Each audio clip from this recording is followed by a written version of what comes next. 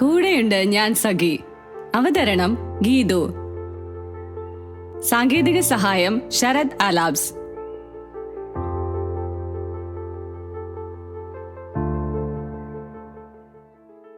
നമസ്കാരം. കൂടെയുണ്ട് ഞാൻ സഖിയുടെ ഒരു പുതിയ എപ്പിസോഡിലേക്ക് എല്ലാ മാന്യ ശ്രോതാക്കൾക്കും സ്വാഗതം. ഞാൻ ഗീതു. നമ്മളെല്ലാവരും നമ്മുടെ തലമുടി നന്നായിട്ട് പരിപാലിക്കണം എന്നാഗ്രഹിക്കുന്നവരാണ്. അത് കൂടുതൽ കൊഴിയാതെയും സുന്ദരമായിരിക്കണം എന്നല്ലേ. അപ്പോൾ അതിനായിട്ടുള്ള പൊതുവായ ചില ഹെയർ കെയർ ടിപ്സാണ് നമ്മുടെ ഇന്നത്തെ കൂടെയുണ്ട് ഞാൻ സഖിയിൽ പറയാൻ പോകുന്നത്. അപ്പോൾ അത് എന്തൊക്കെയാണെന്ന് നോക്കാം. നമ്മൾ എപ്പോഴാണെങ്കിലും കൂടുതൽ ഹീറ്റായിട്ടുള്ള പ്രോഡക്ട്സ് മുടിയിൽ അപ്ലൈ ചെയ്യരുത്. ഇപ്പം നമ്മൾ ഡ്രൈ ചെയ്യുന്നു, കേൾ ചെയ്യുന്നു, സ്ട്രെയിറ്റ്നർ യൂസ് ചെയ്യുന്നു, അതൊന്നും കൂടുതലാകാതെ എപ്പോഴും നമ്മൾ നോക്കേണ്ടതാണ്. അഥവാ അങ്ങനെ യൂസ് ചെയ്യുകയാണെങ്കിലും ഹീറ്റ് റെസിസ്റ്റൻറ്റ് പ്രോഡക്ട്സ് യൂസ് ചെയ്യുക. പിന്നെ എപ്പോഴാണെങ്കിലും നമ്മുടെ തലമുടിയിൽ നല്ല ഹെയർ ട്രീറ്റ്മെൻറ്റ്സ് ട്രൈ ചെയ്യുക. മാസത്തിലൊരിക്കൽ മുടിയുടെ അറ്റം ട്രിം ചെയ്ത് കൊടുക്കുക. ഉറപ്പായിട്ടും ചെയ്യേണ്ട ഒരു കാര്യമാണ് ട്രിം ചെയ്യുക എന്നുള്ളത്.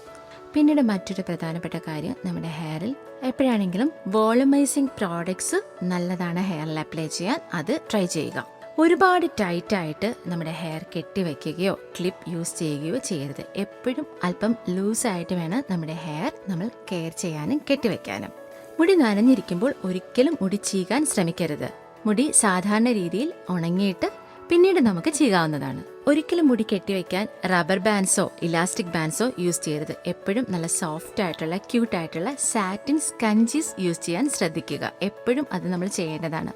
അതുപോലെ തന്നെ നമുക്ക് നമ്മുടെ ഹെയറും സ്കാൽപ്പും ഹൈഡ്രേറ്റ് ചെയ്യാനായിട്ട് ഹെയർ മാസ്കുകൾ ഉപയോഗിക്കുക.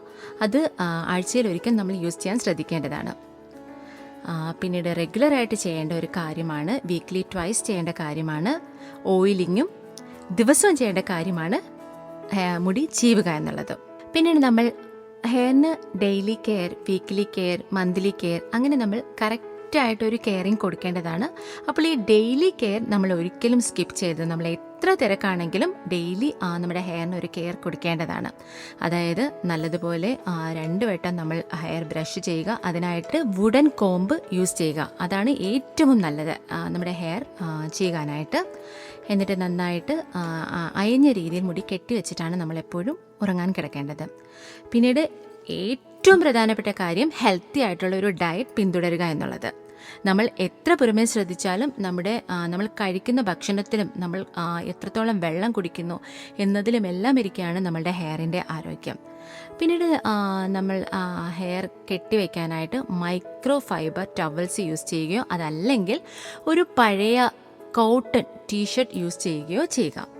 പിന്നെ തലമുടി ചെയ്യുമ്പോൾ എപ്പോഴും ശ്രദ്ധിക്കേണ്ടത് അപ്സൈഡ് ഡൗൺ നമ്മൾ ഹെയർ ചെയ്യാൻ ശ്രമിക്കുക. അപ്പോൾ ഇന്നത്തെ ടിപ്സ് ഇതാണ്. അപ്പോൾ എല്ലാവരും ഒന്ന് ട്രൈ ചെയ്ത് നോക്കുക. വീണ്ടും അടുത്ത ആഴ്ച പുതിയ ടിപ്സുമായി കാണാം. എല്ലാവർക്കും നന്ദി, നമസ്കാരം. കൂടെയുണ്ട് ഞാൻ സഖി. അവതരിപ്പിച്ചത് ഗീതു.